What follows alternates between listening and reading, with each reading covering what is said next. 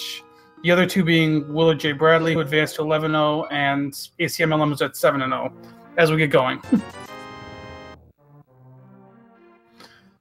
Just 20 rupees to start.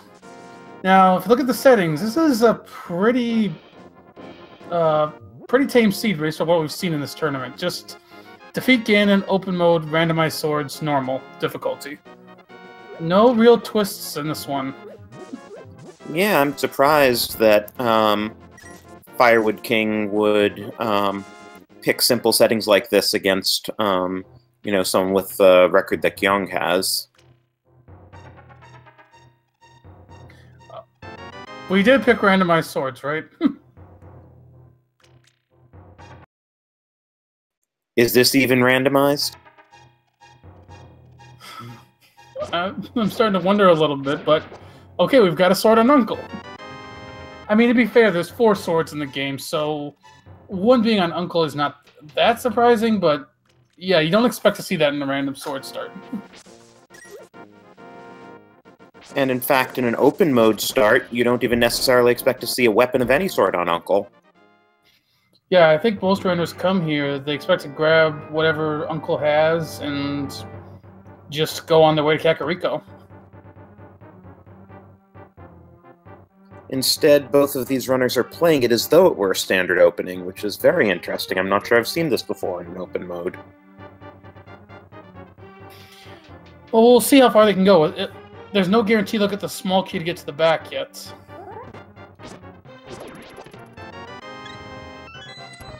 And with no small key in that chest, unless it's in the Dark Cross chest, we won't be seeing them go to the back. And if they do go for the back, they'll have to do dark rooms.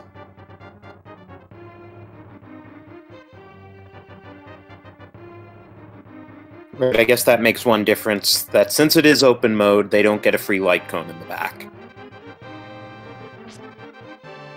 Yeah, if they want to go for the back, they'll have to deal with dark rooms. Which they might.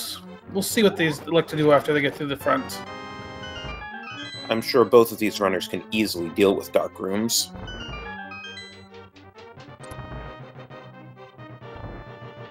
Still nice and synced as they're heading down to the escape. I mean, down to the Zelda cell. Yeah, that's the other unusual thing. You don't too often in open mode see 2 runners with exactly the same opening, especially when that opening doesn't involve going to Kakariko. And we see firewoodking, he's setting up for a death warp. And so is Kyong.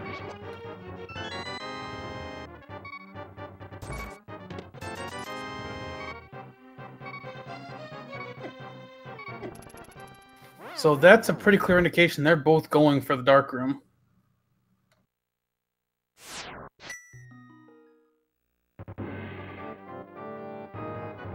And then the question is, will they find a key in the dark room, or will they have to save and quit out of there? We should see a key if they get it. Kyong using his sword to navigate these rooms, so is firewoodking. Get a nice sparkle trail when you hold out your sword.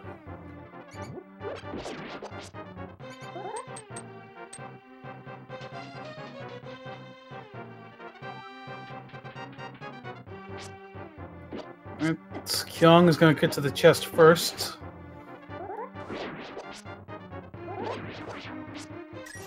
Now, I just noticed that firewoodking picked up a bomb somewhere and Kyong didn't, so if they do get a Cane of Samaria, okay. No key, they're not going to be able to do the back of escape until they have a glove and can go in that way.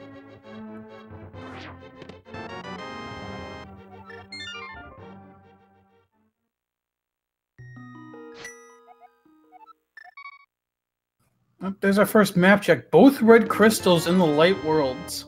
We have a red pendant at desert.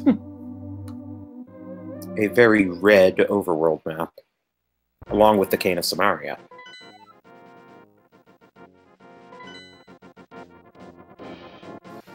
Yeah, very red start. Very interesting. Now, with the pyramid crystals both in easier to access dungeons, that generally gets me on a little bit of alert. Maybe a Pyramid Fairy item is going to be... We're going to have a Pyramid Fairy item today. We'll have to see. Oh, 8 bombs from the tree. Nice for Firewood King. And we're also finally seeing the first divergence of this seed because Firewood King's going to check Lumberjack. Hey, there's a glove.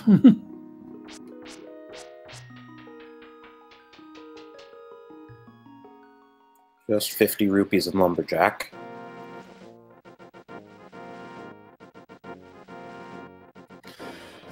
So yeah, some runners will check Lumberjack just to get that info. In a 1v1 race, I feel like I've seen more runners do it just to have the info. Like, if you're talking a bigger race, I think more runners will skip it. But 1v1, it's kind of better. It's kind of nicer to have that information early to kind of know what you're doing. Yeah, and then you don't have to worry about it when you find the boots. You either know you're going there or know you're not going there. Well, we got a lamp. So that Keen's in logic now.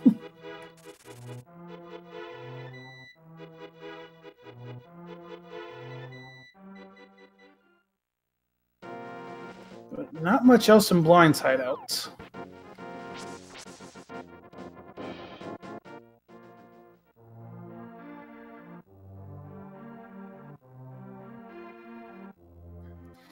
So we're gonna have these runners like Kyong's leading the charge right now. Firewood King's gonna follow behind in his footsteps. And then while we start the heart container. Yeah, some good health to get the seed started. Yeah, definitely. They're already up to 6 hearts. And blue mail, so for most things... Oh, silvers! For most things, they effectively have 12 hearts. Yeah. They're not going to be hurting too badly in this seed. There's some powder. Can't get to the bat yet unless we find a hammer in one of these last few checks.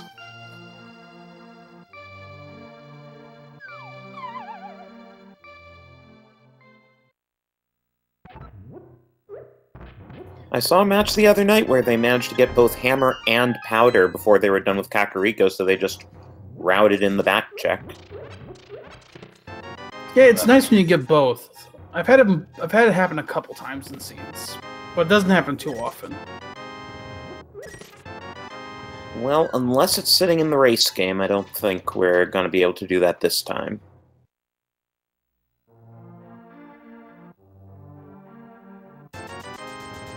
Yeah, this early we start to look at the Dark World progression, and currently we're at 1 of 3 for straight Dark World progression, just the Power Glove.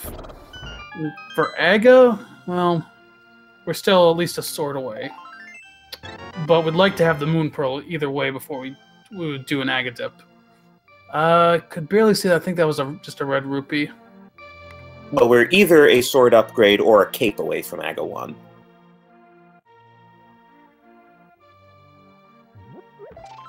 Yeah, but we still have so much to check that... I mean, it's on your mind, you know where your situation is if you're these runners, but, you know, Aga 1's still quite a bit away.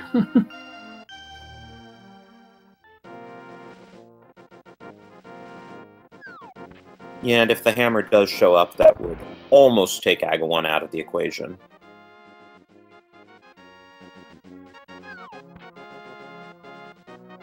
Alright, 20 rupees and a piece of heart, and Kyong knows that last chest is the small key, so doesn't even bother to open it.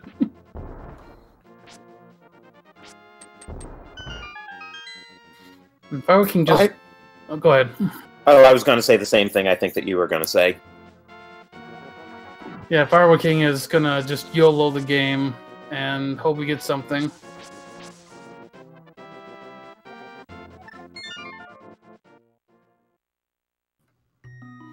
Alright, with that, Kyong starting South Shore checks.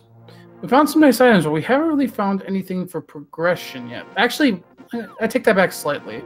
With the lamp in the glove, you could actually climb Death Mountain, but you could only get 2 items plus a hint right now. And you'd see whatever's on Spectacle Rock and have some sense of whether the mirror is important or not.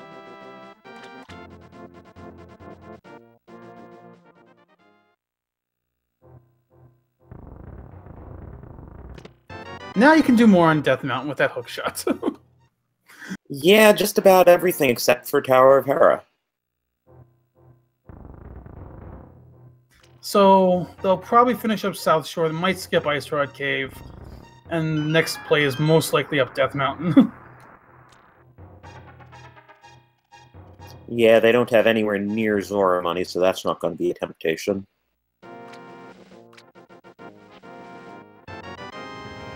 And with that hook shot, to make quick work of Mini Moldworm Cave.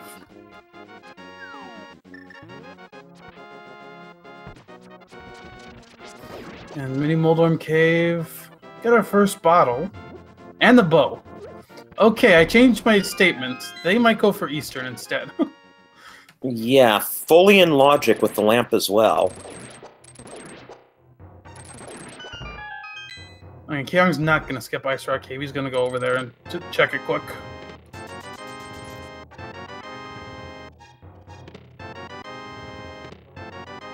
But that means that the hammer's probably going to be the troll item, because I have a theory that if whichever of the bow or the hammer you get in your Sphere 1 checks, the other one's probably the troll item. We'll see if it plays out. It's an interesting theory. We also still need a Moon Pearl at some point.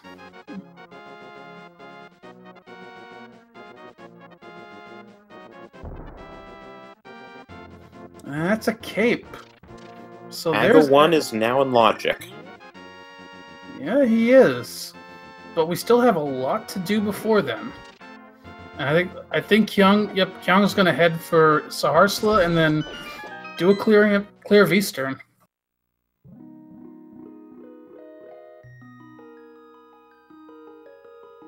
Chat suggesting hammer on pyramid.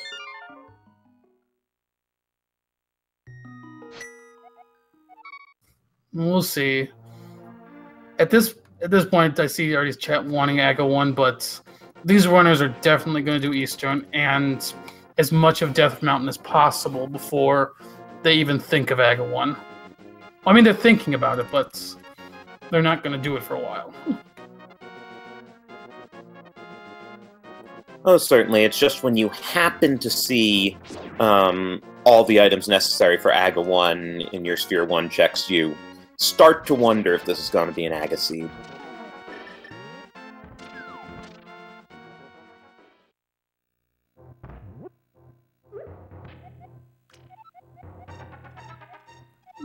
We get details on our second pendant, Green Pendant Swamp. It's always an interesting one to be a green pendant, because it's such a dense dungeon, so it's still tempting to go there, but it's also a long dungeon. It also raises the possibility of a mirrorless seed, which is always interesting on those rare occasions when they come up. Yeah, a mirror is only absolutely required to get in the swamp. Every other dungeon can be accessed another way.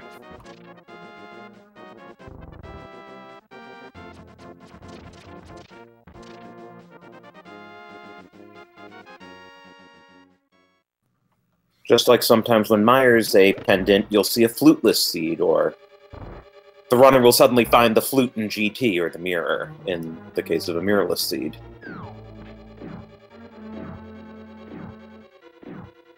But yeah, we got both runners now in Eastern. There's their first item, just 5 rupees.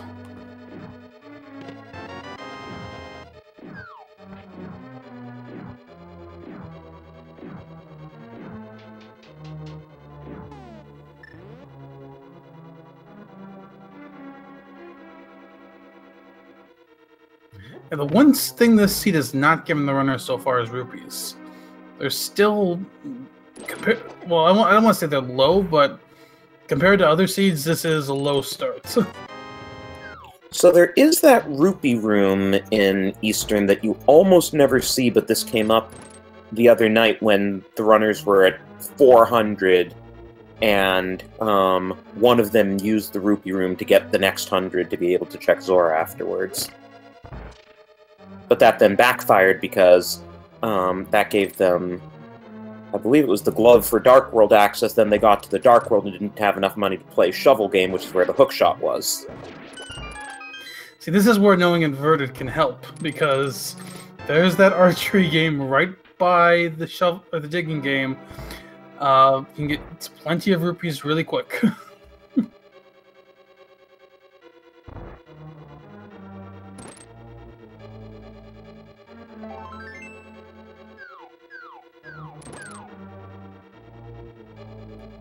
I think Kyong has one item left in Eastern. It'll full clear it either way, but you have one item left to see. And whatever it is, it's on Armos Knights. And I was just thinking we're going to see a really fast Armos fight here because they have the bow and the silvers. Yep, one shot per Armos Knight and it's done. No hard shenanigans today where you can't use the silvers until Ganon. You can use the silvers on everything that will take it. And you made a nice call because Kyong is going to take the rupees.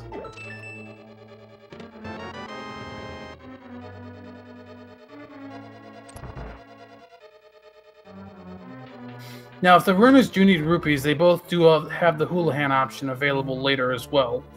225 rupees from that.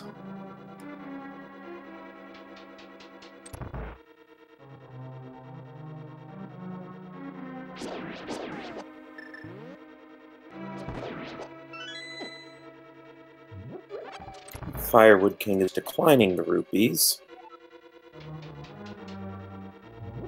Yeah, both make sense for plays. You know, Kyong grabbing the rupees makes sense to have them in case you need to go for Zora.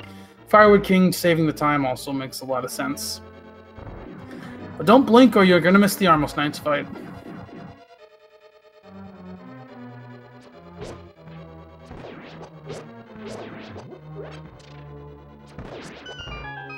Well, Kyong comes out ahead on arrows and gets his first crystal. But no further progression items from Eastern.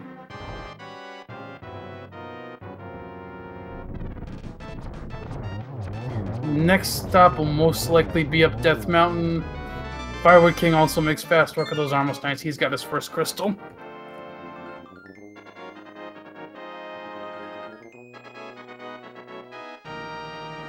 Yeah, so with the hook shot but no mirror or hammer, there are 10 items they can get on Death Mountain, so that's still a pretty good return.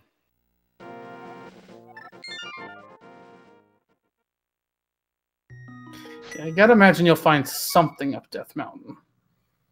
At least one item of progression.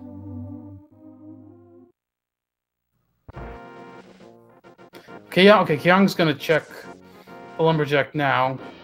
Firewoodking hasn't checked the back of Escape, so he's gonna do that.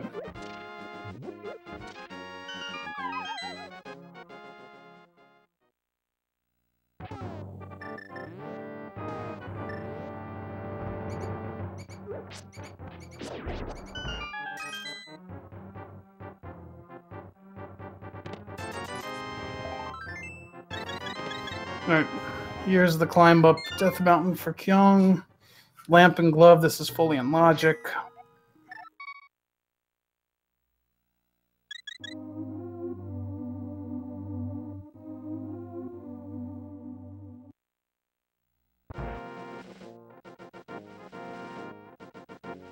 So yeah, at this point, we still have our Aga access, and we're still 2 items away from other Dark World access.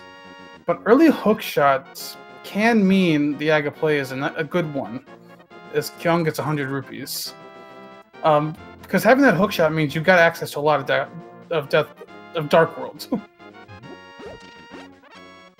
Yeah, I'm also thinking, after Death Mountain, they pretty much just have Zora and Aegina, yes? Pretty much, yeah. Well, they have Sick Kid too. Oh, right, they got the bottle after they went through Kakariko, and they haven't been back. Yeah, but all 3 are isolated locations. It would take a while to check them all. I would not be surprised to see the runners just not check those and just go straight for Aga 1.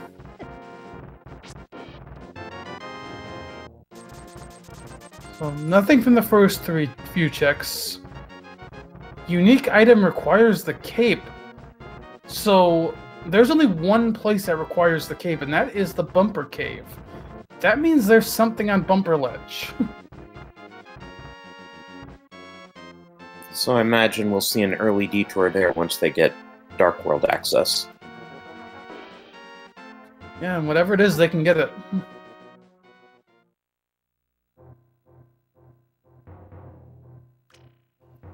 Don't you need the Titan's mitts to get into Bumper Cave? I don't think so. I think you just need Power Gloves.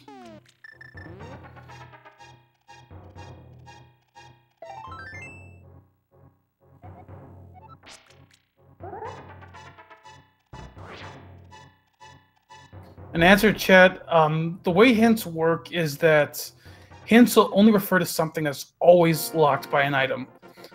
We get Bombos. That's not really progression yet, but it's nice to have. But yeah, continuing that. Yeah, hints will only refer to stuff that is absolutely locked by an item. So no, the cape going through Aga 1 does not mean it will lead to anything through Aga 1.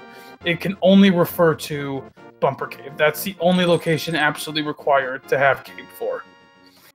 Well, this is a medallion-heavy Death Mountain, and there's the Moon Pearl. There's 2 items towards Dark World, but we still need 1 more. And 1 more check up here. We can also look at the floating island. And just to add to what you were saying about the item has to always be required, that includes the item must always be required in all modes of the game. So, for example, it won't say something's Cane of Samaria locked if it's in the lower levels of Turtle Rock, because in Inverted you can get to the lower levels directly by entering at Laser Bridge. Yeah, exactly. So, like, a Samaria locked item would the only places in Turtle Rock it could actually be would be right side Turtle Rock, the Vanilla Compass chest, I believe, and Trinix.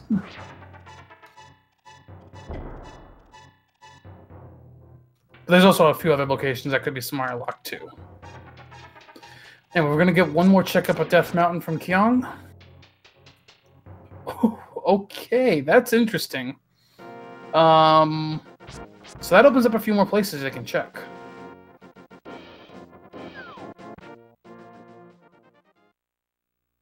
But I also feel like that's further evidence of going to Dark World, or to the Dark World through Aga. I don't know, that opened up 4 checks and makes it more likely for them to check Zora. Yeah. And I think Kyung is going to is planning for Zora. He's using the Houlihan. Yeah, I don't think I ever see someone doing a Houlihan unless they need Zora money. Not unless it's outside the first few minutes of the seed.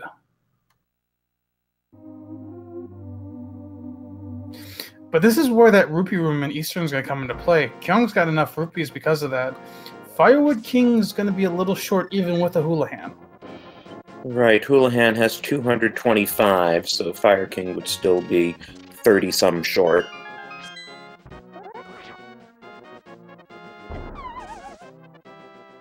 Now, you might still get him.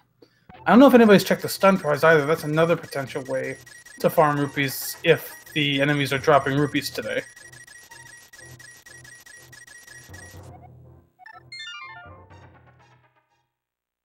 Well, a unique item from the hobo. Which is actually good because it gets that troll hint out of the way. So any hint they now see referring to a unique item must refer to something that's actually at least marginally useful. Yeah, exactly. I think Firewood King is going to go check Sick Kick first. This is interesting. Now, he doesn't have his Zora money yet, so that's probably part of the reason why. Oh, but there's Hammer. There's our Dark World access. Rip Aga. Yep, Aga 1 completely out of the picture now.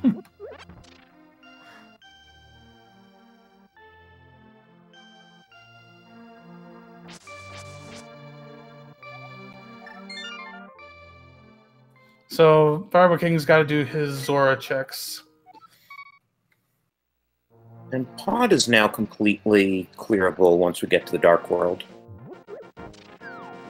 Yep. Though there is a small chance it could be a pendant. We'll have to see when we get to the Dark World. True, though either way it has 5 items, so oftentimes runners like to go in there even if it's a pendant. And firewoodking gets a nice drop to get his Zora money, which is good because Zora's holding a sword upgrade.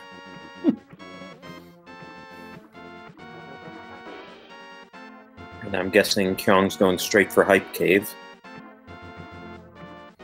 Yep, straight for High Cave. Then we'll see if he goes left towards the digging game, or if he's going to go straight into Pod.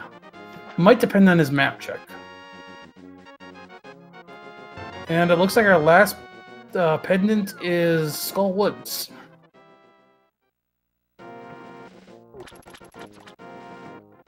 Which is just as well since we don't have the Fire Rod.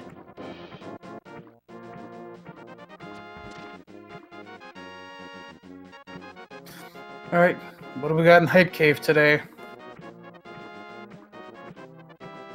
Okay, Titan's Midst to start. And the mirror. Cane of Burna. Heart container and a piece of heart. I have not seen that hype of a Hype Cave in a long time. The interesting thing, though, that unlocks all of Swamp. Which is a pendant.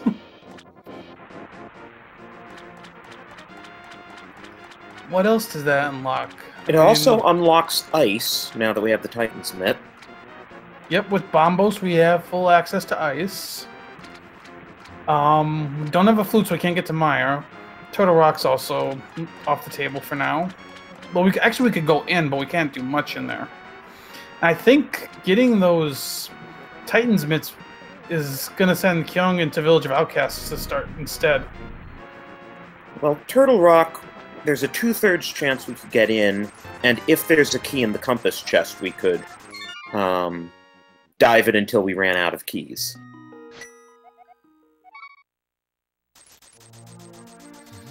Okay. Meanwhile, Firewoodking picked up his hammer, picked up his Master Sword. Let's see which way he goes.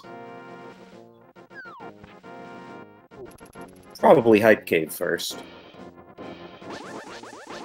Yep, looks like that's where he's going to go, and then we'll see if he makes the same decisions as Kyong did after that.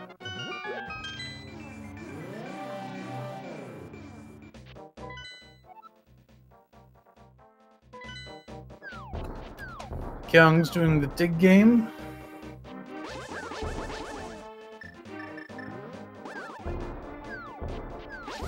And just a red.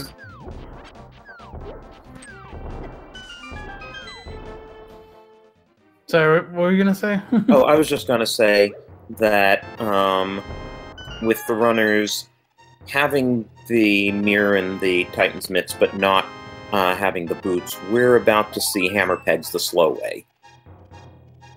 Yeah, potentially. Oh, Kyong a little off. Just got sent right back to the Dark World. Alright, Firewoodking has his Titan's Mitts and mirror. And looks like he's gonna go for Pod.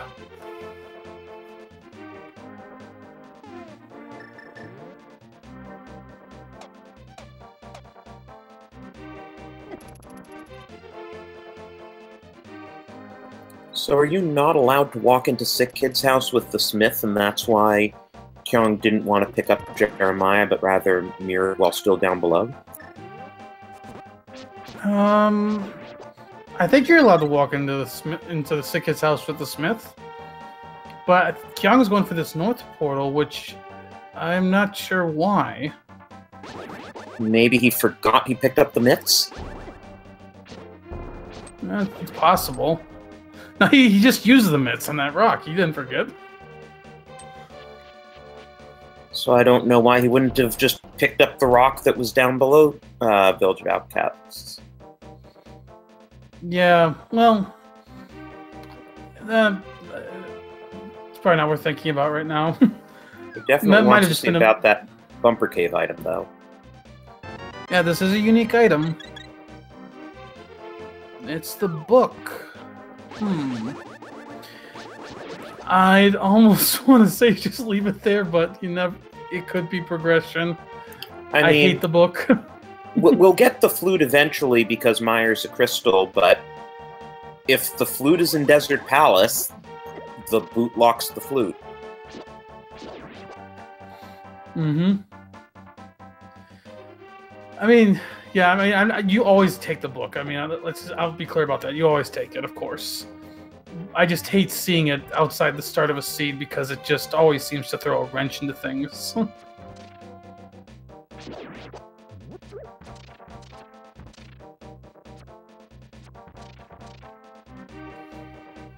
And so Kyong is going to go check the Graveyard Ledge too while he's up here. We're seeing some remote checks too, as Firewood King is going to give us a catfish check.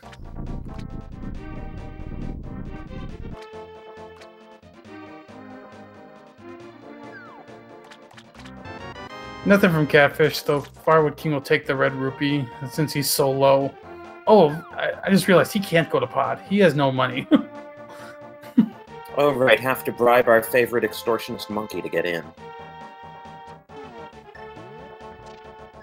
Now that's interesting. When Firewood King saw the full heart on the pyramid, he went around to collect it. Kyong sees the full heart in Graveyard Ledge and doesn't even bother. It's a comfort level thing. How comfortable do you feel with what you've got?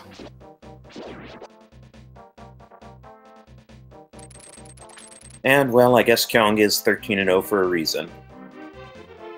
Yeah, exactly.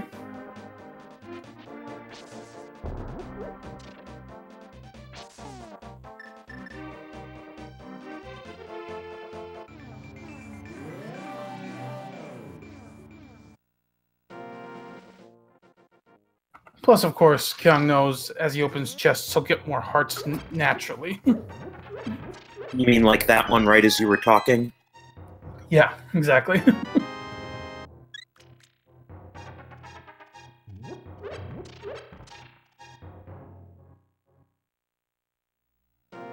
And that one right there, too.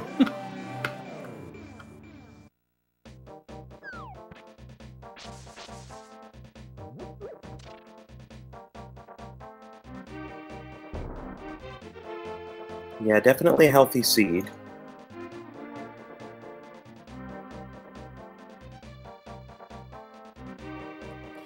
So at this point for these runners, they have Hera access. They can full clear pod, can full clear Thieves Town, full clear ice. Are we 2 rods away from... No, we're 2 rods and flute away from go... Oh, there's Boots. Commentator's blessing. We're 2 rods and flute away from go mode. And possibly ether, depending on what Meyer and TR need. Yeah. Those boots are not necessarily required in the seed, but you'll take them 100% of the time.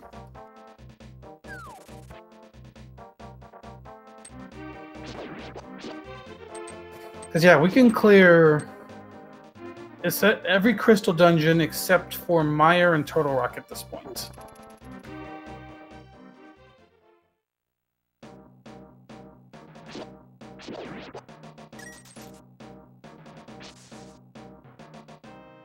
So I'm thinking, this is just a guess. This is interesting that Firewood King is dipping pendant Skullwoods. But I was gonna say in terms of where Kyong's at, if it were me in this situation, I would probably do the blacksmith quest and hammer pegs, return the purple chest, and that puts me near desert. Just because I'd be thinking that, oh, I found that book, maybe desert's got something in it.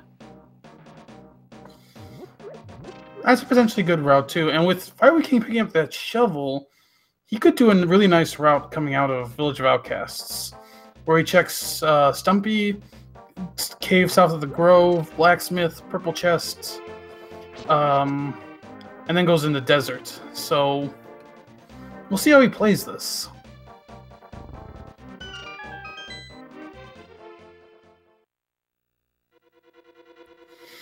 But both of them are going to be in Turtle Rock for now. Or not Turtle Rock, Thieves Town. One of those tea dungeons. Yeah.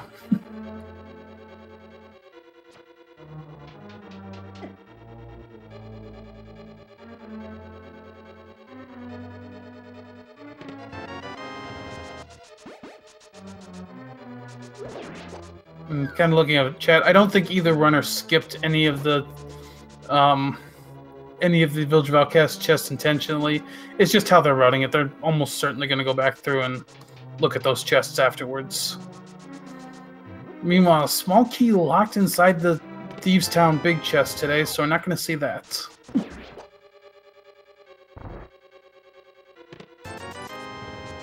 And an item on blind.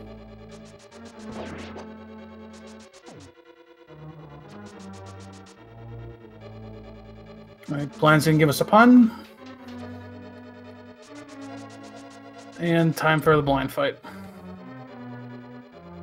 Be nice and easy with this many hearts and this level of equipment, and blind is one of those completely scripted fights.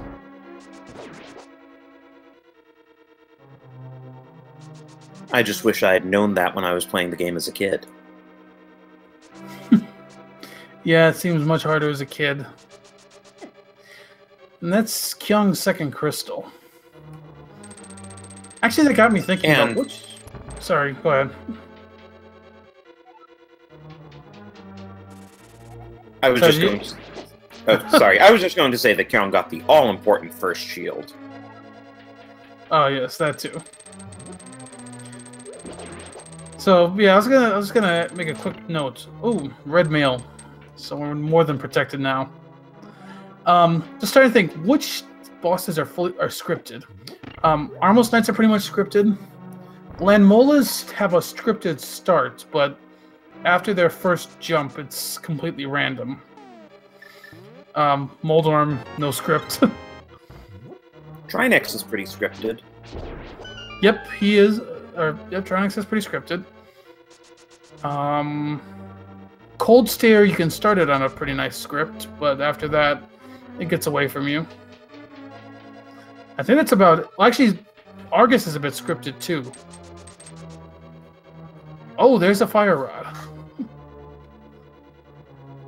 Well, that's a nice find. And of course, Kyong proved me wrong about hammering the slow way because he didn't immediately do the Jeremiah quest and instead went into Thieves Town and got the boots.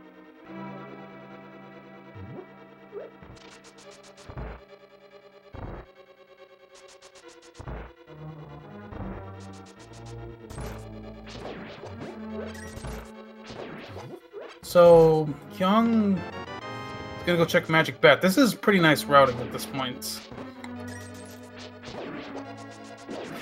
I understand left chat pointed this out, so I'll give it to them. Yes, all 3 pendant dungeons are clearable right now.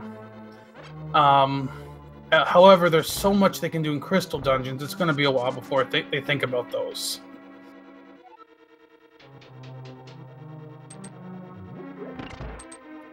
And unfortunately, firewoodking did not have the book when he was in Skull Woods, whereas Kyong hasn't gone to that area particularly yet, so hasn't had a reason to check ahead. And firewoodking is showing off a little glitch, little graphical glitch in the blind fights. Oh, I think he soft-locked himself. Wow. Soft-locked or hard-locked? I'm not sure, but he just lost a lot of progress. Yeah, that looked like a hard lock to me. That's really unfortunate. Yeah, because he couldn't save and quit. That was a hard lock, and he lost everything from after he got the Master Sword and Hammer before he went to Dark World. Wow. I feel really bad for firewoodking because, you know, this was a pretty good race. firewoodking was a little bit behind, but it was still anyone's game, and now, yeah, it's just going to take him so long to catch up. And meanwhile, Count picks up the flutes. There's a potential 6th dungeon that's crystal dungeon that's clearable. Yeah, so what firewoodking was trying to do is he was trying to show off basically a graphical glitch in the blind fight if you try to save and quit at the right second. But unfortunately, it hardlocked him and he had to reset.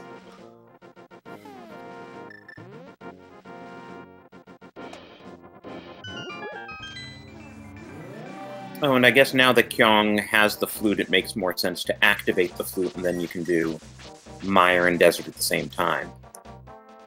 Yeah, exactly. And yeah, chat, that was done on purpose. He meant to do that.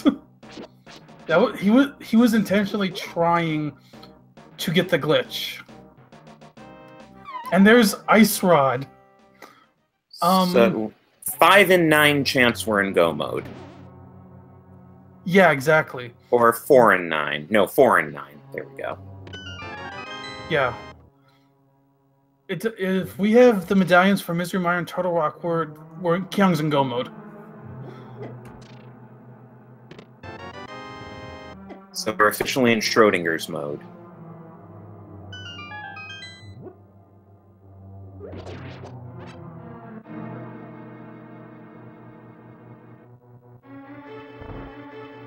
So Kyung is definitely going to activate that flute, and my guess is he'll go straight to Mire to see if he can finish it.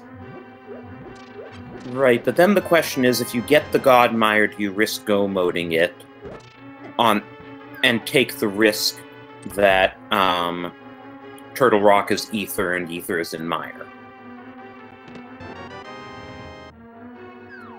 It's a tough call.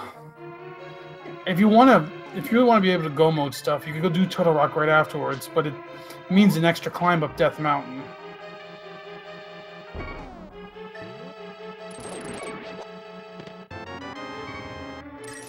But we're gonna get one piece of information: is Ether required for Mire?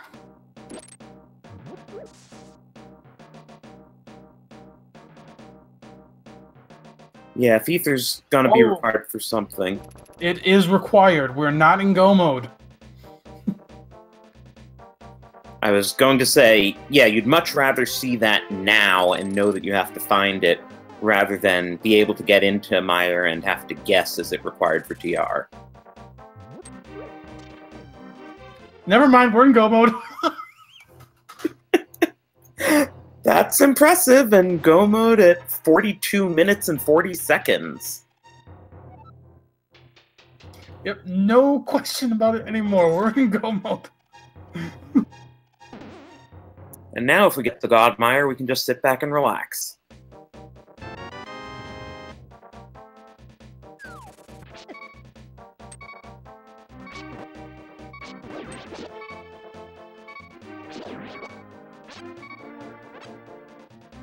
So yeah, at this point, Kyung can go mode 5 crystal dungeons. The only thing he could really want at this point is a tempered sword. But he's not going to go out of his way to check for that. Right, and he has silvers, so there's no risk of having to do Ganon, Masters, and Silverless.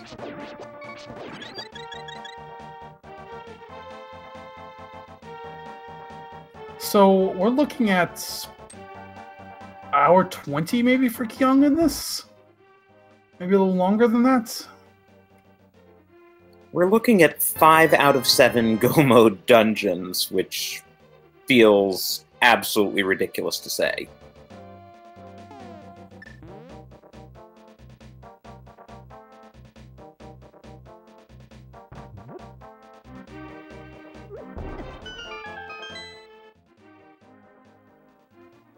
And meanwhile, firewoodking is trying to go back, retrace his steps, get everything he lost. I wonder if he remembers which chests in Thieves' Town were useful so that he doesn't spend the time opening chests that he didn't find anything in.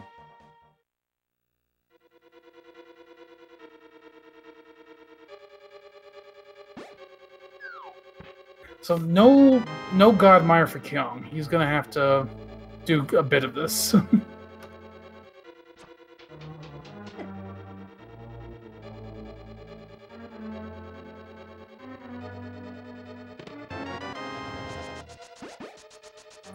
And he's taking the risk of the big key being fire-locked and losing a lot of time, but little does he know that thanks to Firewood King's hard lock, he's not really at much of a risk if he does lose that time, which he is now going to lose because Big Key is on the fire-lock side.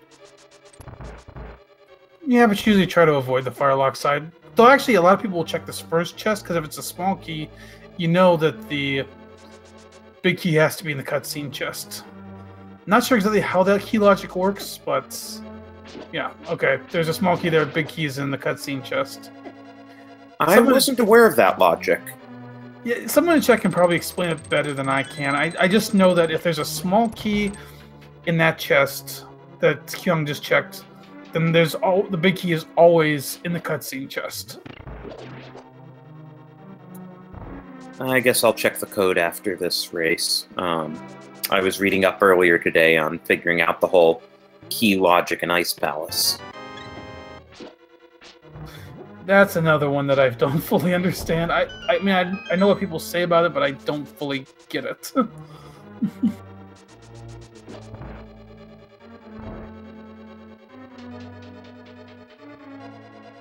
And Kyong, understandably, is not even bothering with hints now that he's in go mode.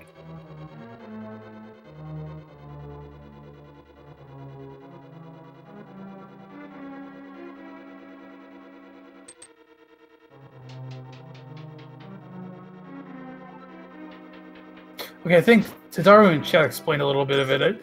It's because you can burn a key going into a rupee room. So I guess that's a fail-safe in case you do that.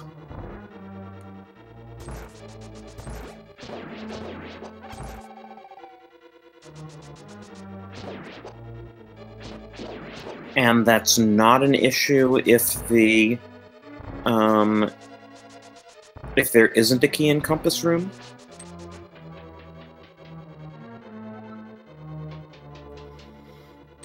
Yeah, I'm not 100% sure how it works. I know keys can be on Vitreous, but yeah, I think we should. It's another tough one. I don't know if we follow the logic too much on that. So Firewood King back to blind, not trying the glitch this time.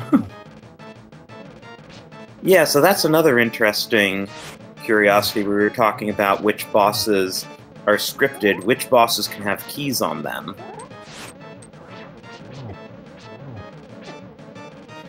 Yeah, Vitreous can, Cold Stare can. I think that might be it, though. Moldorm can. Oh yeah, you're right. But Firewood King gets his Thieves Town crystal as Kyong picks up his Meyer crystal.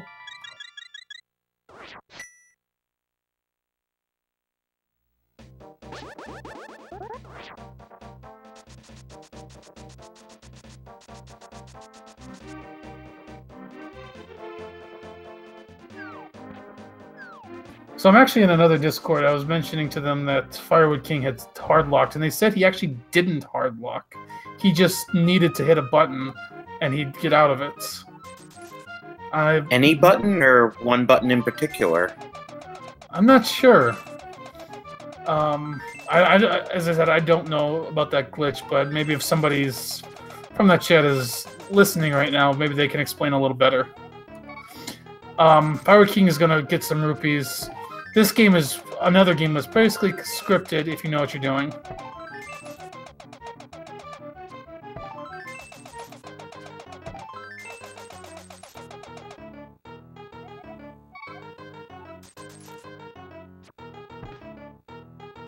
Okay, Kyong has almost got Kiki back. So Kyong just has to find the big key in here. And then big key and a small key and go to Helmar.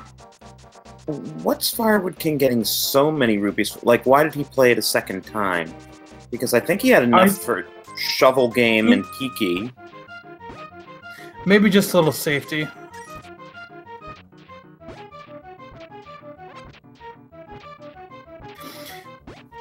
Over on Kyong's side, he's in Palace of Darkness.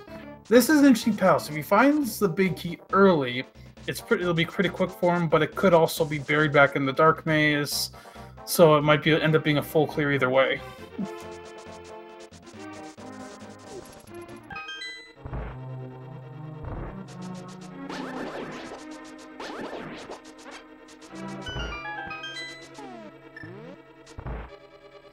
Look at that, 50 minutes in and Kyong has a near full inventory.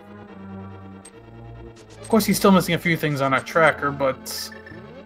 I mean, that's just a crazy seed. This seed has given them almost everything.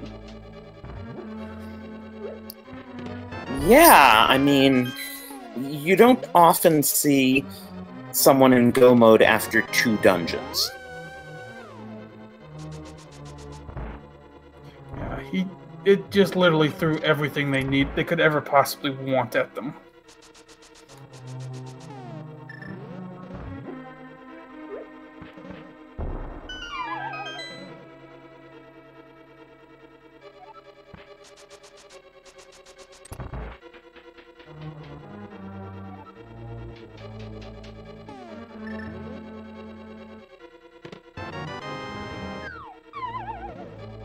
And now really the only question is where's the big key in pod, because as soon as Kyong gets the big key, he can just march straight to the back.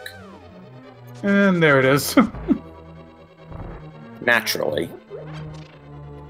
So, yeah, you could have played this almost like a NMG dungeon.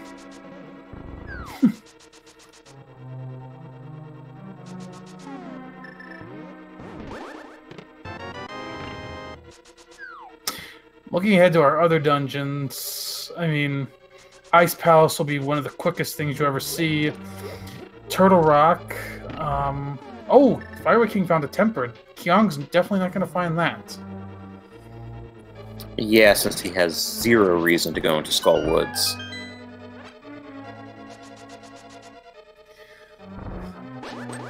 So that's one less sword he could find. But, yeah, Ice Palace will be quick. Turtle Rock and Hera. Well, Turtle Rock you almost always have to full clear anyway. Hera, you might be able to at least avoid the basements, but there's not much different beyond that between go mode and non-go mode.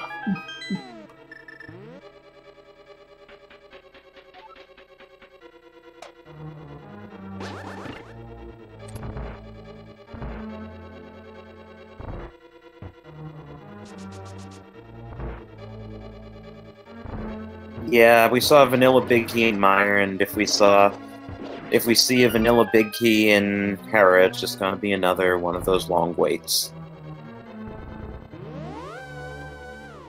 So there's the fire rod for Firewood King. If he follows the smith chain, he'll get his flutes, which will take him to the Mario, which will get him to Ether. The only unfortunate thing is he needs to at least some point go up to King's Tomb to get the ice rod.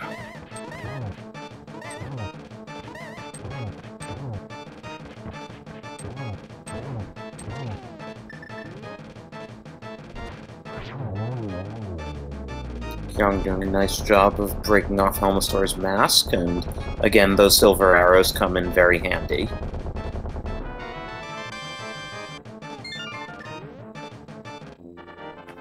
So there's Crystal 4 for Kyong. Ice Palace will definitely be next.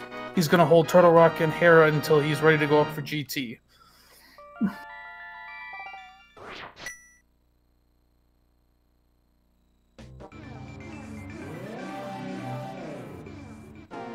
Yeah, that's always fun routing when they can do Tower of Hera last, and then they just have a mirror portal right outside, walk into it, and immediately walk into GT.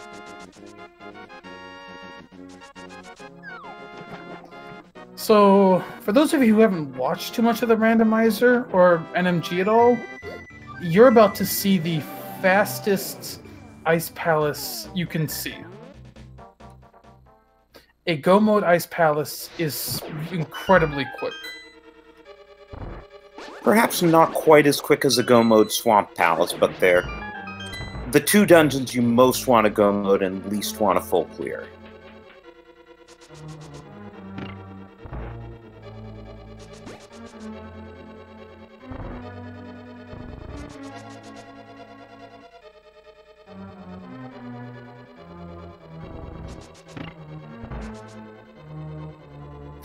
Yeah, Firewood King's about to get his flutes, and then he'll be just an Ether and Ice Rod from Go Mode. I mean, for Firewood King, it's at least this won't hurt him too much. I mean, he was already out of the running in his group anyway, so I think he was just having some fun in this race. It's unfortunate what happened to him, but at least it's not like a loss that's going to take him out of contention or anything. Well, it would have been good bragging rights if he could have said that he gave Kyong his first loss of groups. Oh, I think firewoodking is going to go into desert.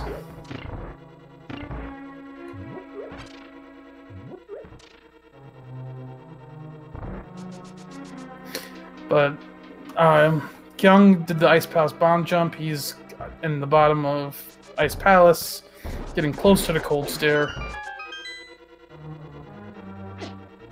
Going for some swag bomb strats there.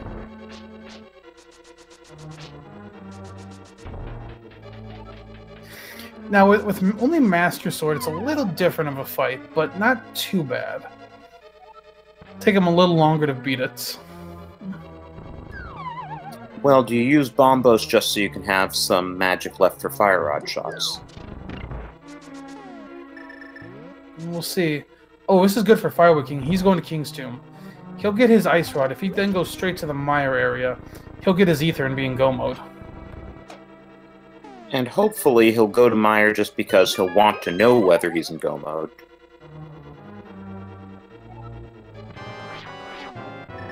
And yeah, Kyung's going to use Bombos to break the shell to save some magic for Fire Rod.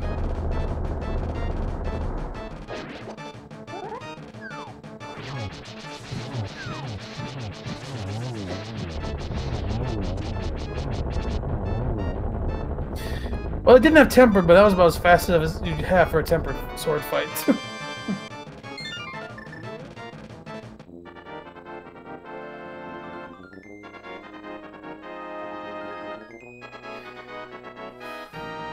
So that's Kyung's 5th crystal. At this point, he just needs to climb Death Mountain, go to Turtle Rock, and then over to Hera. I do have to say, it would have been interesting to see how this race would have gone had firewoodking not had to reset. I still think Kyung would be ahead, but it would be a pretty close race, potentially. Yeah, Kyong had the lead at the point where firewoodking reset, but it was definitely still close.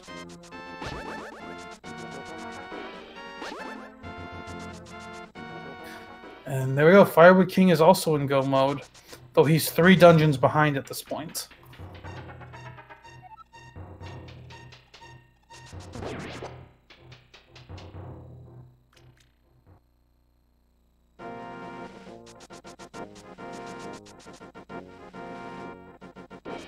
And it's going to be interesting to see what time Kyung finishes with. I mean, let's think about this. I mean, we're probably looking at least 4 to 5 minutes in Turtle Rock. Hera's going to depend on how long it takes him to get through it. But I'd say 2 to 4 minutes, maybe. I don't know. It seems a little long. Depends on if you need the basement or not. And then GT is also going to depend on where that big key is. And then Ganon's going to take a bit longer than usual because unless somehow the final sword upgrade is in just the right place, either on a boss or Kyong just happens to open a chest that's on the way, we're going to see a Master Sword Ganon.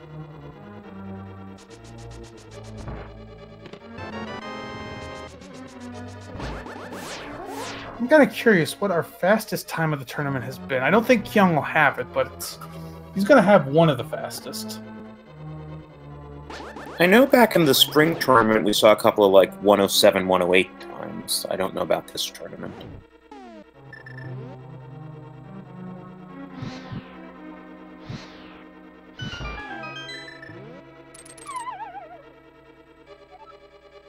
I'm also wondering what the collection rate's going to be, but that'll heavily depend on where the GT Big Key is. Yeah, absolutely.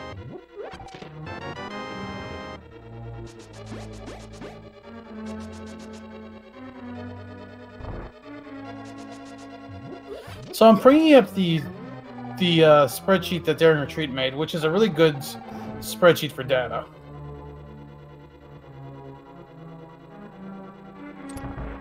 It looks like the fastest time in this tournament so far is a 1:11:57. It looks like by T-Stu14 in basically a seed with these exact same settings.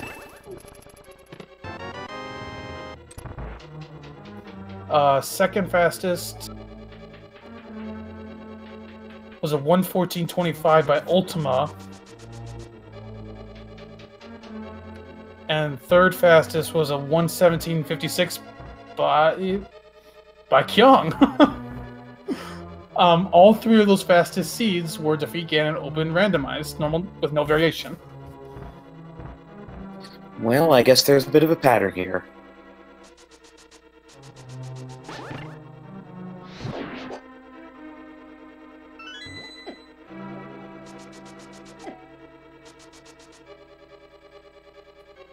Yeah, Kyong's making his way through through Turtle Rock, Firewood Kings, and Misery Mire.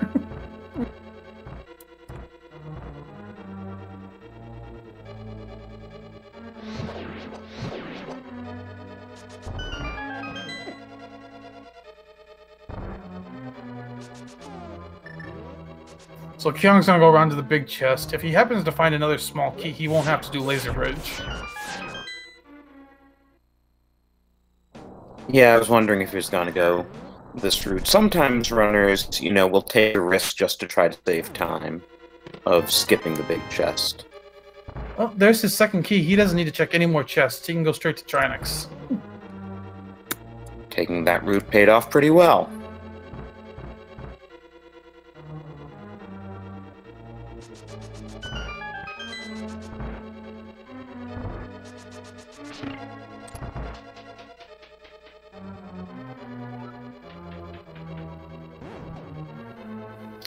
Answer question in chat. Why do they call it Laser Bridge? It is because that you are constantly shot with lasers while you're crossing that bridge.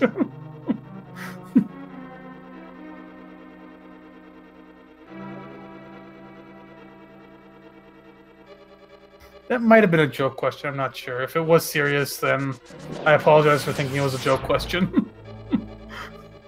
Never mind, it was a joke question. I did like chat's responses.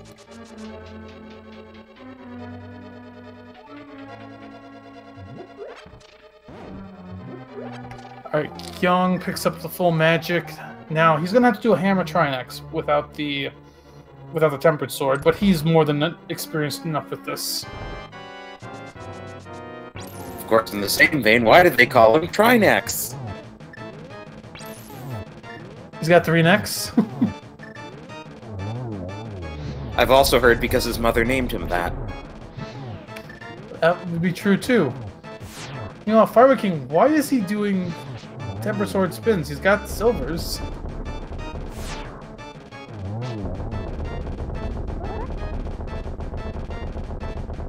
I guess it's some good NMG practice.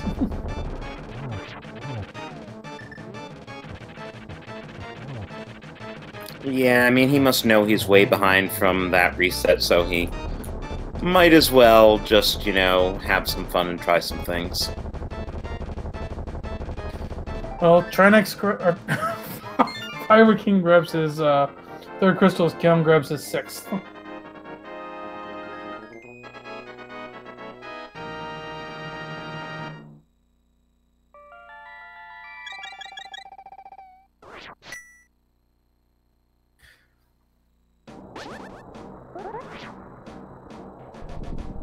So, nope, I see the chat going, nope, it's not time for the guessing game yet.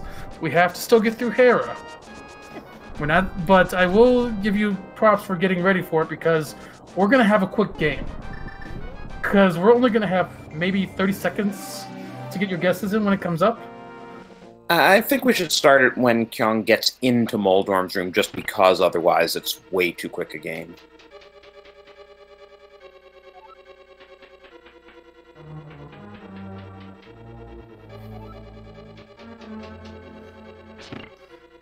But let's see, does he have to go to the basement?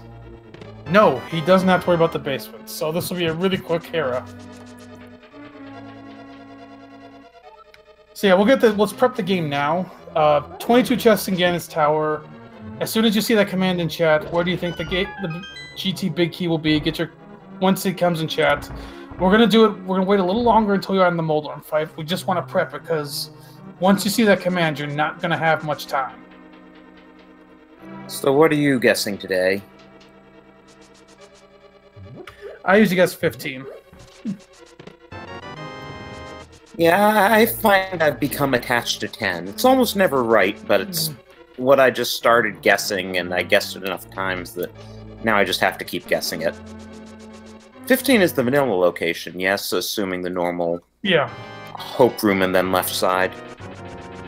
Alright, we got the game going. Get your guesses in. As soon as we go in GT, it's gonna stop, so you're not gonna have much time. Unless Kyong takes a Moldorm fall.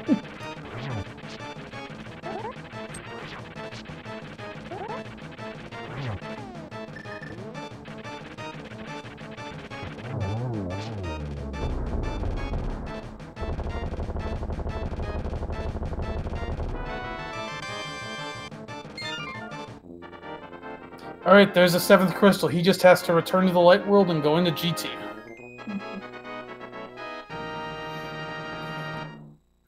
And the game will end as soon as he enters GT, so get your guesses in if you haven't already.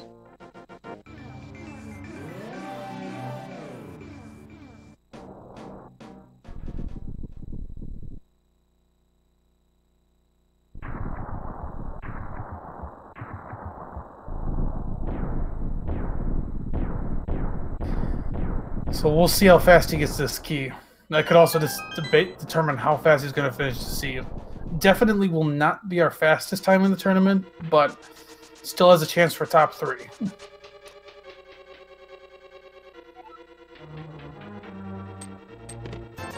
Just 1 red rupee, just 250.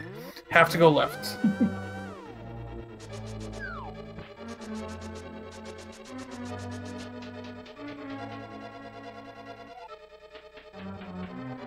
Alright, that was number 3, the 50 rupees. Kyong's continuing towards the Stalfos room. Meanwhile, Firewood King has his 4th crystal.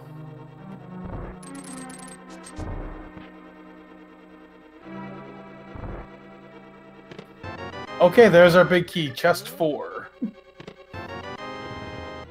And Kyong's going to continue to look for a tempered sword.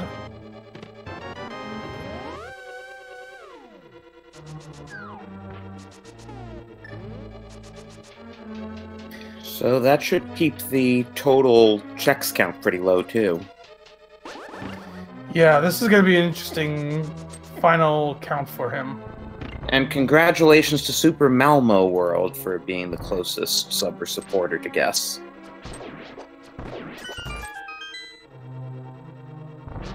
Yeah, I mean, Kyong has a good chance at sub 120. I would say probably closer to 115. Though having a bit more trouble in that mimic room than I would expect.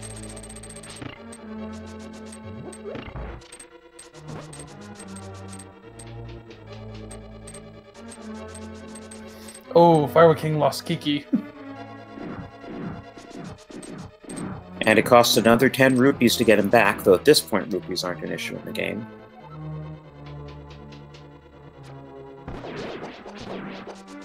You know, Kyong is starting his climb through the gauntlet.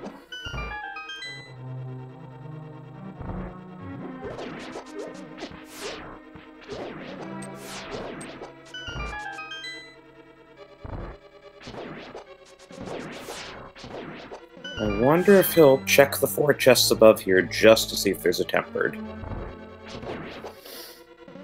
Considering he continued looking in the Stalfos room, I think he'll check from the tempered.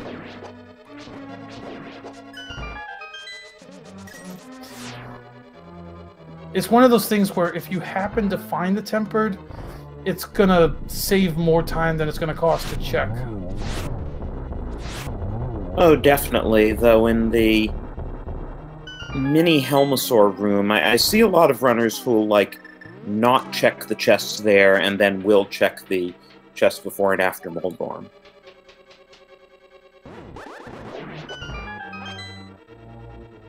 Well, if anybody, if hasn't been around for the whole race, we know one sword that Kyong didn't get is at the dig spot. We don't know where the 4th upgrade is, though. And in turn, the shovel was found in the big chest of Skull Woods, which is a pendant dungeon.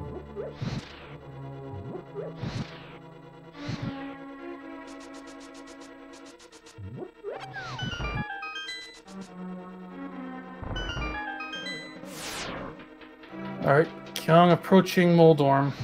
4 chests coming up, we'll see what he checks. Oh, he wasted a shot. Yeah, he's gonna use lamp.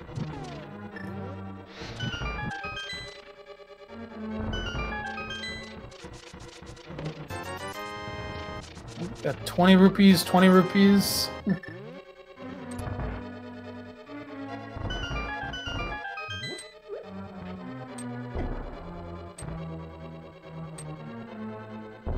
Yeah, chances are low, but again, you never know. I've seen multiple races where a runner found the silvers in the chest after Moldorm.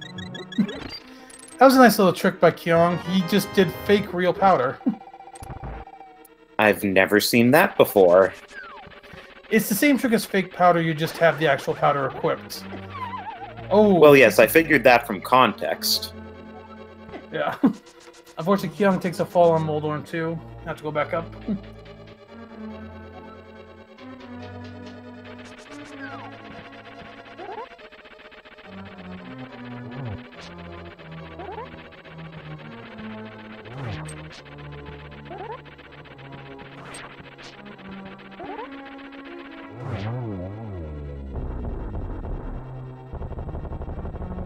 Alright, last chest.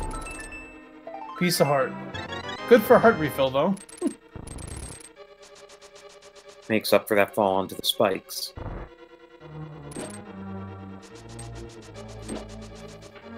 So, Kyong's about to hit Aga 2. To recap how this race is going, it was pretty close for most of it. What ended up happening was firewoodking tried to pull off a graphical glitch on blind, and he believes he had hardlocked himself. We think he might not have, but he did a hard reset and lost a lot of progress. And that's why we have such a big difference. Had he not done that, this could have been a very close race.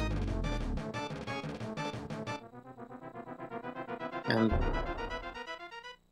what was that? 3, 2, 1? Yeah, I believe so.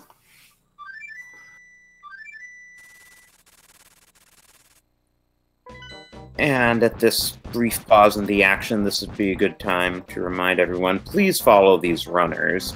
They are doing a great job here.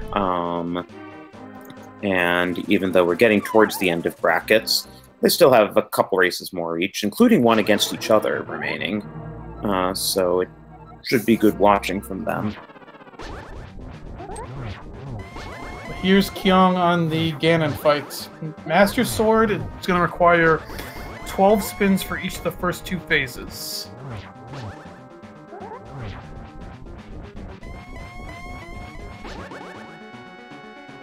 Looks like he's through phase 1. Nope, not yet. He's just trying to get a good setup.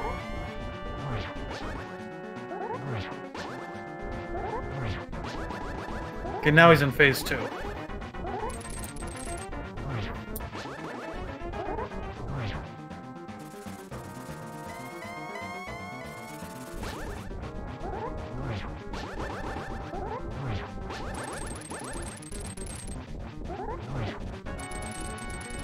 Making good progress through the fight. Not quite into phase 3 yet.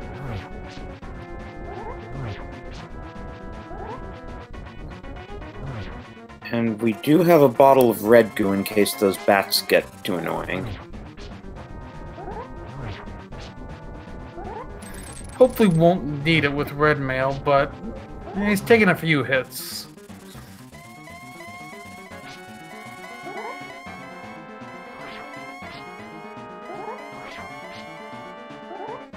And even if with red mail, what's a Ganon hug? 3 hearts? Yeah, I think so. But we're now on to phase 3, so out of the biggest trouble. Just 1 spin per phase.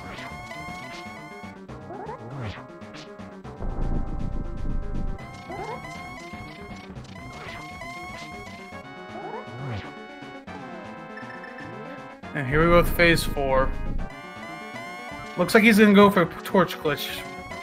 Most likely because he has Master Sword. Yeah, and doesn't have double magic.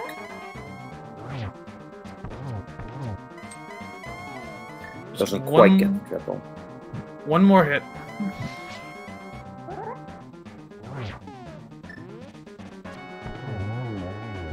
And Ganon's down. And Kyong just has to cross this incredibly narrow 1x3 bridge.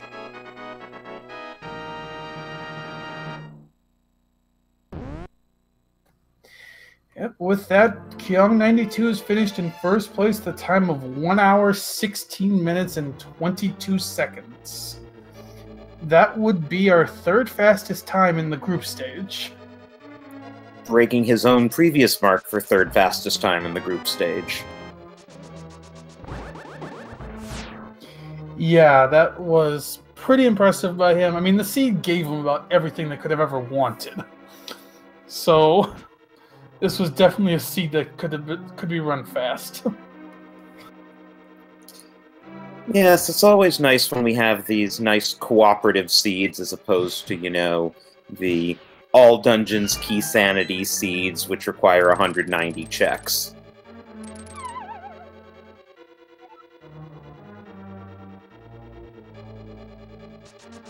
So looks like we have Kyong in the waiting room here. Welcome Kyong, GG. Hey, thank you. So, your thoughts on this incredibly fast race? It was kind of dumb. There was literally nothing inside there. It's kind of crazy. Yeah, what did you think of discovering you didn't have the pendant for Meyer and then the game immediately gave it to you? I mean, honestly, that happens so often that you don't even get surprised anymore, but at least it wasn't like missing Turtle Rock medallion. That would be more annoying. Yeah, and then, you know, nice easy GT, big key. You did get to do a Master Sword Ganon, though. Yeah.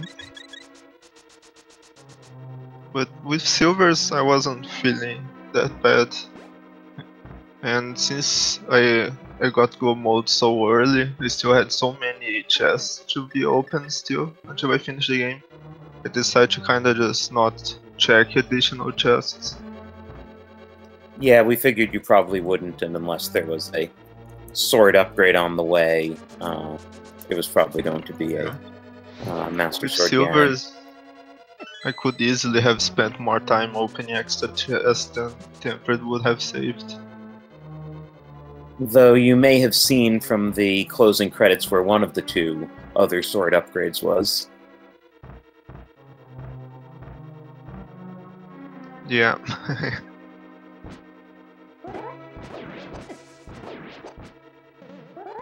Yeah, we never saw where the 3rd sword upgrade was, or the 4th sword upgrade was, but you didn't really need that. And for our viewers who might not be used to reading the closing credits, when it got to the Haunted Grove, the caption said something along the lines of "Sword Boy strikes again," which means that there was a sword in the dig spot. Yeah, the credits do tell like a couple of things that were in the seed. Like, we'll find out what was on the pedestal in a minute, but obviously it wasn't anything we needed. Most likely it wasn't even a unique item.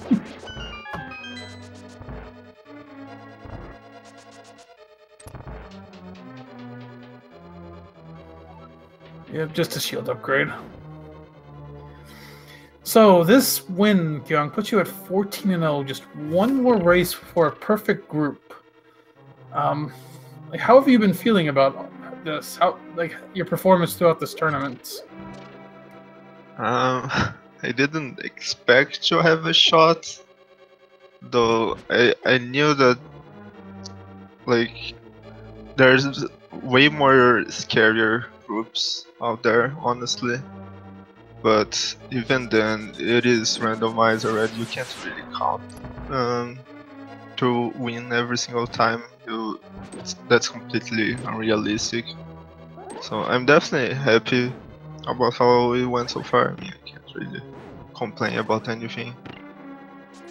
Yeah, and as I recall, you were in fact the first person in the entire group stage to clinch a spot in the brackets, so congratulations on that. Yeah, honestly, although that honestly because of how our group ended up being, like, especially after hearing stories of other groups, our group got so many matches scheduled so fast. It was kinda insane how cooperative everybody in our group was. Yeah, I mean, I blinked and you were 10-0. Yeah. Well, there was like 4 days that I did 6 races, so that definitely pushed that pretty high. Well, now you can relax a bit. We have 8 more days of groups, and you only have 1 more race to play, which is in fact going to be against Firewood King. Have you guys scheduled that yet? Yeah, and in fact it is tomorrow. So yeah, it's gonna be tomorrow at the same time. And, oh yeah, how about that? It was chosen randomly and gonna be a little bit more challenging. Looks like all dungeons open swordless retro. Yep. So are you looking forward to being one of the few, the proud, the retro seed fighters? Retro, I've done 2, I think, my group stage so far, but it's gonna be my first swordless in the group stage. And with that swordless, I actually will have played every single type of, every mode, every sword placement, every state. It's kind of neat. Just looking through your stuff, yeah, you have played about every potential option. The only one you're still going to have to look at going into the groups is expert mode. How are you feeling about that? I don't really mind the expert that much, I think. I do think that a lot of people aren't really prepared for what you would need to do in expert, so it will definitely be interesting to see. Do you think you're going to use that in some of your matches, or do you think it's just if it's something that you have to play, you're fine with playing it? Maybe. Not trying to give away your secrets yet. I will say that some races will definitely be extremely scary, I think, because you can have expert swordless in the miser seats, and I probably won't pick that exact combination myself, but if that happens, which will probably end up happening, I'm scared for those kind of things being possible. Yeah. Have you had a chance to practice it much? I have a little bit. Yeah, I feel like a lot of runners who are going to be in these next few rounds in the bracket are going to probably trust their execution over choosing a difficult mode like that. Though I know there's a few runners who are gonna probably throw some of those things out.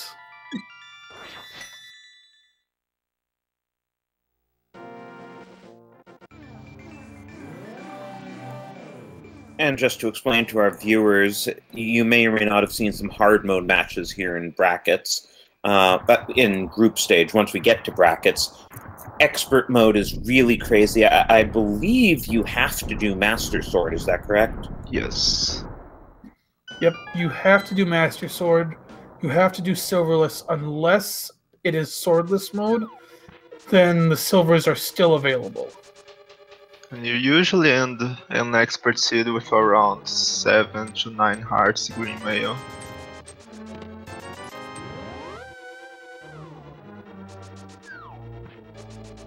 Yeah, I mean, I could be wrong. I don't expect to see a lot of expert in the bracket, but I do think we'll see a few of them. Well, and if there are matches with randomly picked settings and the randomizer picks expert, then it'll be interesting to see how many times one of the players uses their veto on that.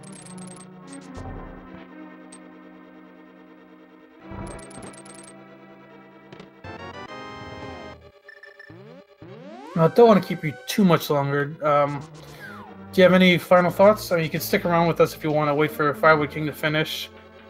Like you two did talk in chat about what happened to him, right? Yeah, that's really unfortunate. Yeah, it was a pretty close race until that happened, unfortunately. But not much to say, I guess. Just thanks for the restrained commentary and tracking as usual. And see you guys tomorrow, I guess. Yeah, get some rest, and we'll look forward to seeing if you can finish off 15-0 tomorrow. Yeah, unfortunately, we don't have a restream channel set up for tomorrow's match, but you can always watch Kyong and Firewood's individual channels same time tomorrow and see how they do in their third race. And again, please give them a follow.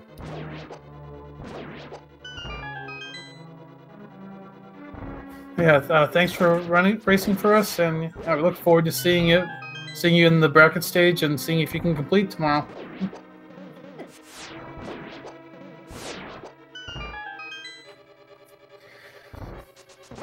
So, looking at Firewood King's side, he is in the gauntlets on his way up. He's not been doing too badly at all. He's caught up pretty well. Still going to put up a respectable sub 135, maybe? Yeah, I would think so, especially since he does have tempered, so he can have a much more normal fast Ganon fight.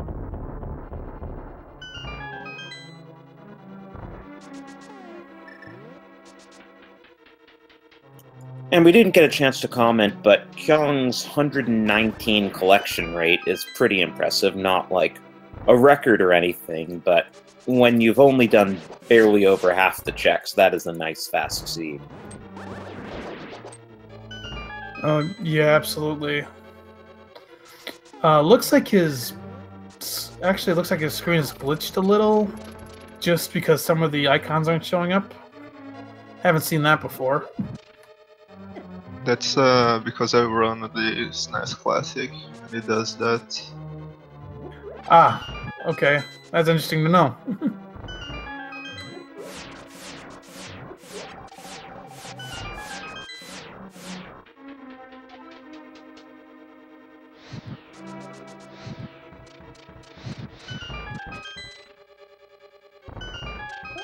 Yeah, Firewood King just needs to grab a key here. He's not going to check any more chests. He's more than set up.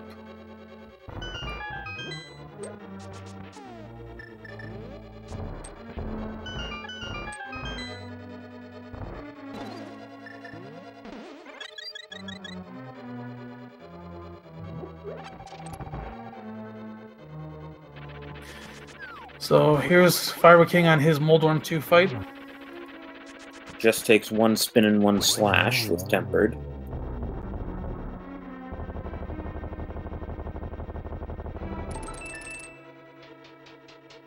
And he just has Aga 2 and Ganon to do. And if he does well at Geometry Wars, he too will probably get a 3-cycle Aga too. Yeah, one interesting thing to know about Aga 1, Aga 2, and Ganon in this, if you aren't aware, the patterns are going to basically be the same for both runners on their first attempt at it. Now, if you take a death on any of these, the patterns would change for a second in any subsequent attempts, and they'll be random for every runner on those. But On every runner's first attempt, everything will be the same.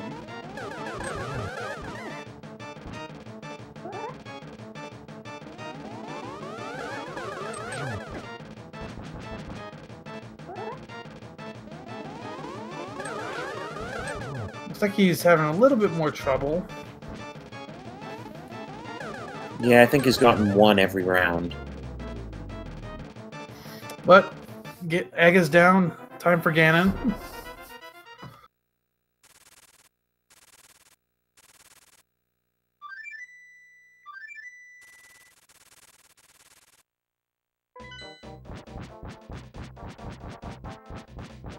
Yeah, chat confirms it was 6 singles.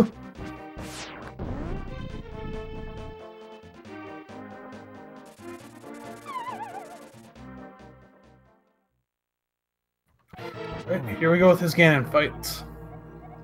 Oh, I didn't even notice this. This is the Kefka quote. Yeah, I was just about to say Ganon doing his Kefka impersonation. And Firewood King gets the 1 cycle of Phase 1, going for the 1 cycle of Phase 2.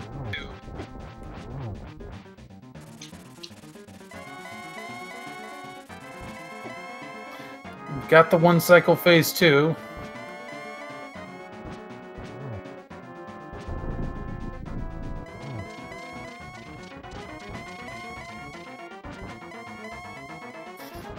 And he's got to avoid these teleports.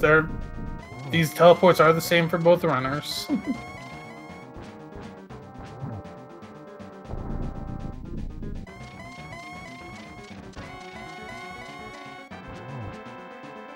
And we're into Phase 4. Oh, that was a little bit of a scary positioning there. And he gets the torch. Oh. I was about to say the same thing.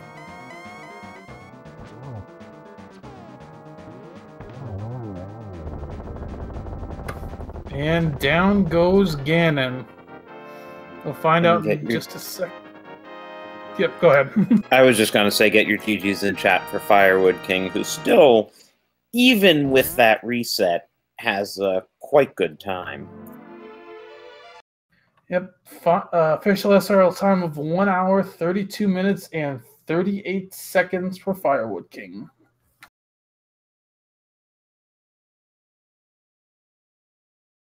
We'll see if Firewood King is going to join us here for an interview as well. Looks like we've got him.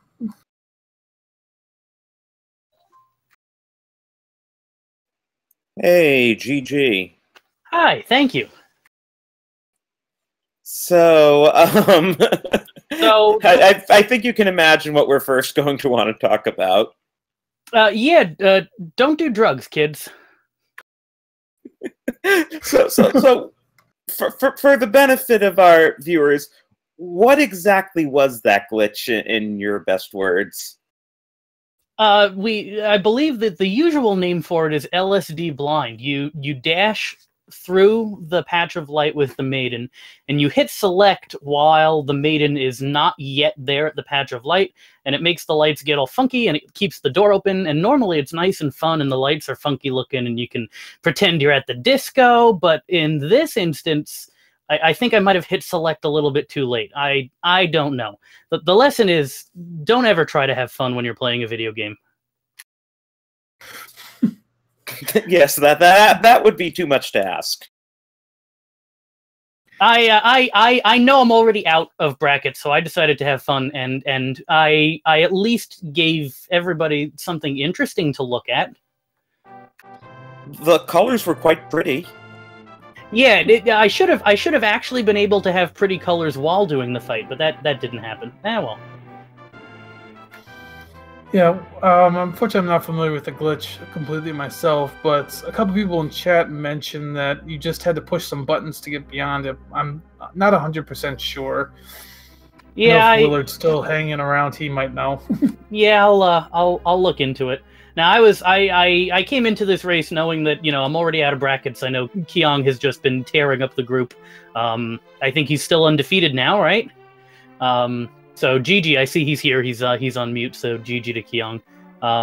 I just wanted to have some fun. That was quite the seed in terms of where all the items were placed. Yeah, it was a very friendly seed, and your dive into Pendant Skull Woods, which Kyong didn't do, actually did at least somewhat pay off with that Tempered Sword. Yeah, I was chatting with Kyong after the race, so yeah, he finished with Master Sword. Silvers were nice and early though, so that wasn't too terrible if you had to do Master Sword this whole seed. Yeah, it made for some really short boss fights, which I'm sure you enjoyed. Yeah, I had fun with it. I don't have much. I'm not too broken up about the whole glitch thing. That that serves me right for Link to the Past is a very rickety bridge, and if you jump too hard on it, sometimes it falls apart like that. Actually, though, that reminded me. What was Vitreous? You just figured, I'm probably out of it because of that reset. I'll just show off my sword strats. Yeah, I just figured I'd try out those NMG strats, and might as I almost did Silverless Ganon too, but I was just like, let's just be done with it.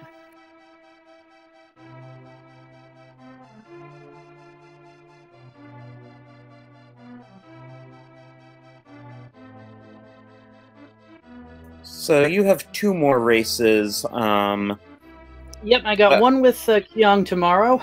That's I think that's a swordless retro, if I recall correctly.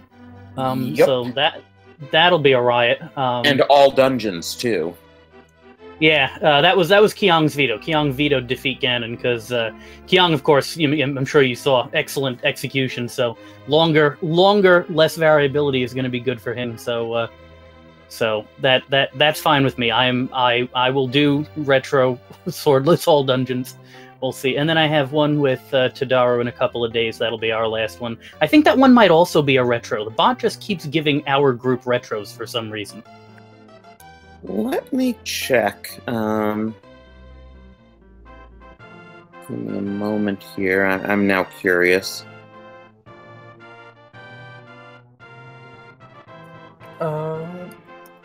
Yep, both of them are retro. Yeah, Group J, lots of retro. I don't know why that happened, but it did. Yay, retro. Yeah, Kyong was saying this was going to be his 3rd retro, and I think only a bit more than 5% of overall group games have been retro. So yeah, your group seems to be favoring it. Yeah, some of our group members have been picking retro. I know Chex Human picked retro against me. I think Trenter TR picked retro, or no, Trenter might have picked Key Sanity against me. Yeah, we've had a couple of picks, but a lot of random retro has been assigned to us. So, yeah, random. Yeah, kind of just pulling up some of those numbers just to kind of see. So for retro, here's the numbers for retro from Daring Retreat sheet. The higher seed has selected retro 4.42% of the time. Just 10 matches by the higher seed were selected as retro.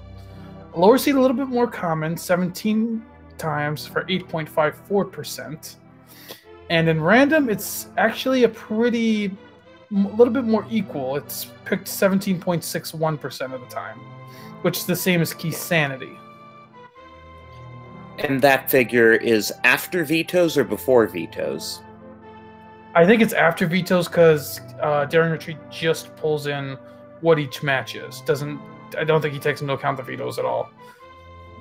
Okay, so enough runners haven't vetoed it when the randomizer has picked it. Yeah. Surprisingly, Enemizer in the random selection is picked 23% of the time for random matches. I wonder if Enemizer is less likely to get vetoed than some of the other ones, so it shows up more often. I'm going to make it through all 15 of my games without playing a single Enemizer, and I'm almost bummed about that. I almost think it'd be nice. I'll have to try a few. Well, what I've seen is interesting is when you have standard mode Enemizer, which winds up just being boss Enemizer, because if you're in standard mode, the Enemizer doesn't switch the regular enemies because it wants to make sure you can make it out of Hyrule Castle.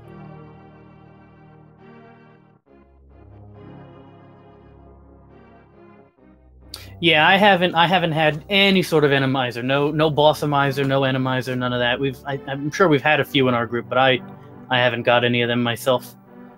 So we're now seeing Firewood King's collection rate, and I'm surprised. Like, is that just because of your hard reset that you knew which chests not to open, and therefore, even though I don't have the stream open. Can you tell me what the number is? Oh, sorry.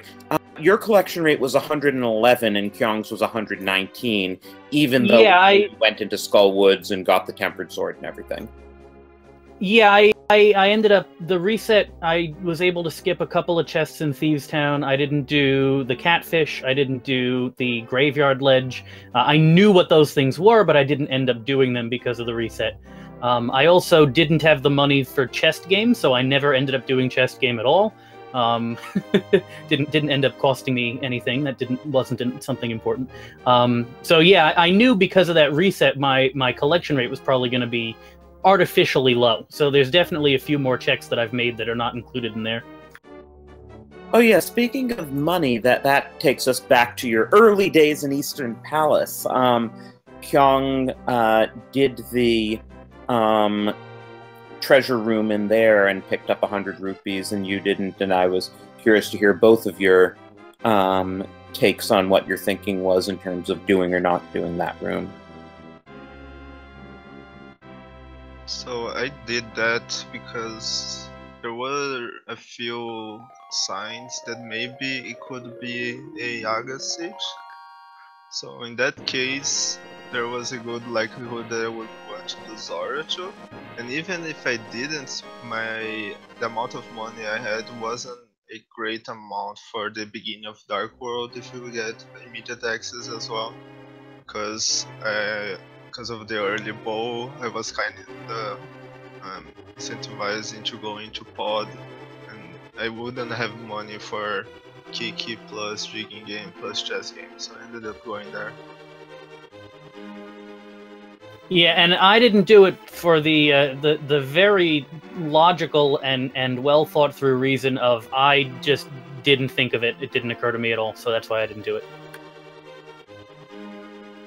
Okay, because yeah, it wound up making a little bit of a difference just because you guys both hula-hand after you came out of Eastern Palace, and since Kyong had done that rupee room, that gave him Zora money right there, whereas you had to, fight around for it, and then you were a bit tight for cash after you paid off Zora.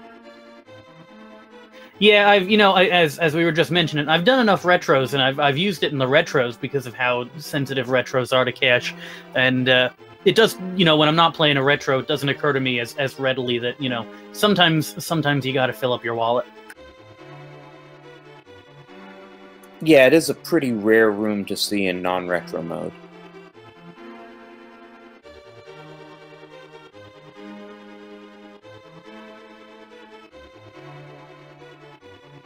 Yeah, well, I think we don't want to keep you guys along for too much longer. So, any final thoughts from either of you? Just thanks to you two for the commentary. Thanks to our tracker. Thanks to Speed Gaming for the restream. I appreciate it. Yeah, thank you guys, and yeah, thanks to Mind of Me for doing yet another great tracking job, especially having to keep up with the reset there. And thanks to my co-commentator, Brewers fan JP. Yep, thanks to you as well. And yeah, I think that'll do it for us tonight. I think we're the last race of the evening.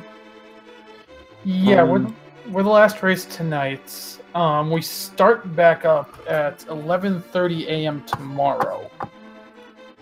Yeah, we will have a race Mentos Man versus Chloe Power on the main Speed Gaming channel, and then we'll have a whole series of races through the afternoon and evening on various Speed Gaming channels, and also the ALTTP Randomizer channel.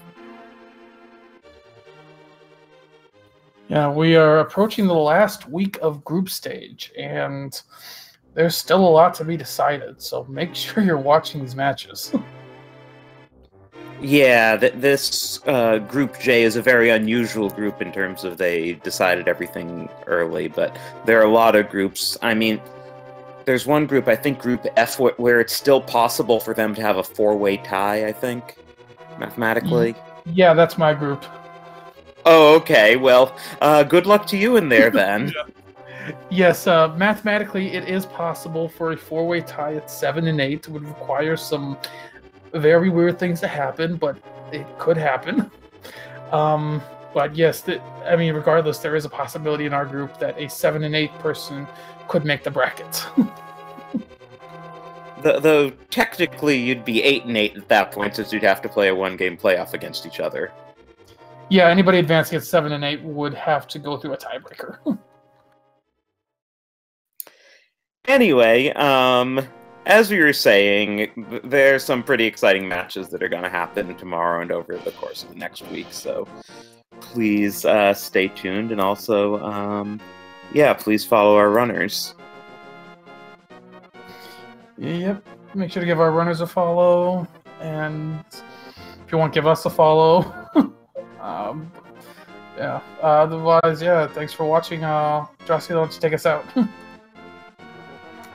Okay, yeah, have a good night, everyone.